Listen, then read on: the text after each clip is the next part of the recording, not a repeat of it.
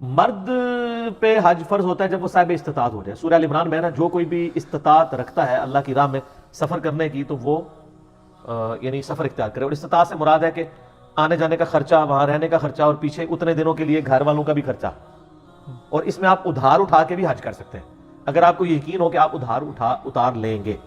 ظاہر ہے ہم لوگ بھی کمیٹیاں ڈال کے جاتے ہیں. مجھے بتائیں گے جو آج کل 4, 4.5, 5 لاکھ روپے قیمت ہے, یہ تو ہم پوری زندگی جب جوڑتے رہیں گے, جب اتنا جوڑیں گے تو حج 7 لاکھ کا ہو چکا ہوگا. ٹھیک ہے, تو پھر ظاہر لوگ کیا کرتے ہیں, کمیٹیاں ڈالتے ہیں, اور کمیٹیاں ادھار ہی تو ہوتا ہے نا. آپ شروع کی کمیٹیاں اٹھا لیتے ہیں, بعد میں آ کے ادھار آپ اتارتے رہتے ہیں.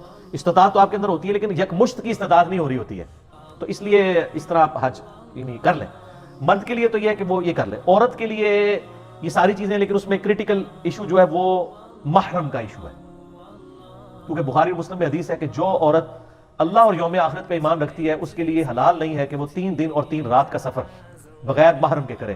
پھر آپ علیہ السلام نے 7 محرم رشتے گنوائے کہ اپنا شوہر, بیٹا اور باپ یا بھائی, یعنی مرد کوئی ساتھ جائے گا. اور ایک طریق جو ہے بخاری اور مسلم میں اس میں الفاظ ہیں کہ 1 دن اور 1 رات کا سفر نہیں کر سکتی. اور ایک طریق میں آتا ہے کہ نبی علیہ السلام نے جب یہ فرمایا نا کہ کوئی عورت سفر نہیں کر سکتی بغیر محرم کے, تو ایک صحابی نے کہا یا رسول اللہ میں نے تو جہاد میں اپنا نام لکھوایا ہوا ہے اور میری بیوی حج کا ارادہ رکھتی ہے, تو آپ نے فرمایا کہ تم جہاد پہ نہ جاؤ, اپنی بیوی کے ساتھ جا کے حج کرو تاکہ وہ بغیر محرم کے سفر نہ کرے. تو یہ یعنی محرم والا کریٹیکل ایشو ہے اس حوالے سے. اور ظاہر ہے یہ بھی سیکس ڈسپلن کو مینٹین کرنے کے لیے, ظاہر ہے اتنا لمبا سفر ہے, اتنی دور آپ جا رہے ہیں, تو محرم کا اہتمام کرنا چاہیے. البتہ ایک ایکسیپشن اس میں ہے. بخاری مسلم کی یہ حدیث جب جامعہ ترمذی میں آتی ہے نا کہ کوئی عورت جو اللہ اور یوم آخرت پہ ایمان رکھتی ہے وہ بغیر محرم کے 3 دن اور 3 رات کا سفر نہیں کر سکتی, تو اس کے ساتھ امام ترمذی نے نا ایک بحث کی ہے کہ حج کے سفر کے اوپر ہمارے فقہاء میں اختلاف پایا جاتا ہے کہ حج تو اب فرض ہے. اب اگر کوئی ایسی عورت ہے کہ جس کے ساتھ کوئی محرم نہیں, تو وہ عورت کیا حج نہیں کرے گی؟ تو وہ کہتے ہیں کہ اس میں 2 رائے پائی جاتی ہیں. اہل کوفہ کی رائے یہ ہے, اہل کوفہ میں حنفی بھی شامل ہے اور سفیان ثوری بھی شامل ہے, کہ ایسی عورت پہ حج فرض ہی نہیں ہوگا جس کے پاس محرم موجود نہیں ہے, کیونکہ محرم تو شرط تھی, تو اس پہ حج فرض ہی نہیں ہوگا جب تک محرم نہ ہو. جبکہ امام شافعی اور امام مالک, احمد بن حنبل, ان کا موقف یہ ہے کہ ایسی عورت جو ہے وہ اگر 2 شرائط پائی جاتی ہوں کہ حالت امن ہو نمبر 1, اور نمبر 2 قافلے کی شکل ہو, یعنی وہ انڈیویجولی کسی غیر محرم مرد کے ساتھ نہ ہو, ایک قافلہ ہو, کوئی میاں بیوی جا رہے ہیں, 2-4 خاوند ہیں اور ان کے ساتھ کسی کی بیوی کسی کی بہن ہے, اس میں بھی یہ بھی ایک بڑھیا اٹیچ ہو جاتی ہے, تو اس طرح وہ اگر سفر اختیار کرتی ہے تو وہ حج کر سکتی ہے. اور اس میں نے ایک چیز ایڈ کی ہے کہ وہ عورت جوان عورت نہیں ہونی چاہیے, کیونکہ ذرا پھر تو خود وہ ایک فتنہ بن جائے گی. 50+ اگر وہ عورت ہے جس کے پیریڈز وغیرہ آنا بند ہو چکے ہیں, لیکن وہ واقعی یعنی وہ 50+ ہو, بعض 50+ بھی جو ہے وہ 20+ بنی ہوئی ہے, ان کی نہیں بات ہو رہی, تو وہ اگر سفر کر لیتی ہے حالت امن میں اور قافلے کی شکل میں, تو اس کا جواز اس کے تحت یعنی فقہاء نے اجازت دی ہے.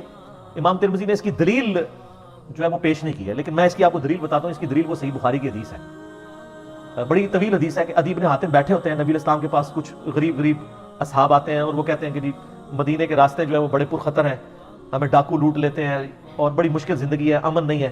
تو نبی علیہ السلام نے حضرت عدی بن حاتم سے کہا کہ اے عدی, اگر تو زندہ رہا نا تو دیکھے گا کہ ایک اکیلی عورت زیورات کی لدی ہوئی عراق سے چلے گی, ہیرا شہر سے 1000 کلومیٹر کا سفر کر کے کعبہ شریف آئے گی اکیلی, طواف کر کے یعنی حج کر کے واپس چلی جائے گی, اور اس کو اللہ کے علاوہ کسی چیز کا خوف نہیں ہوگا.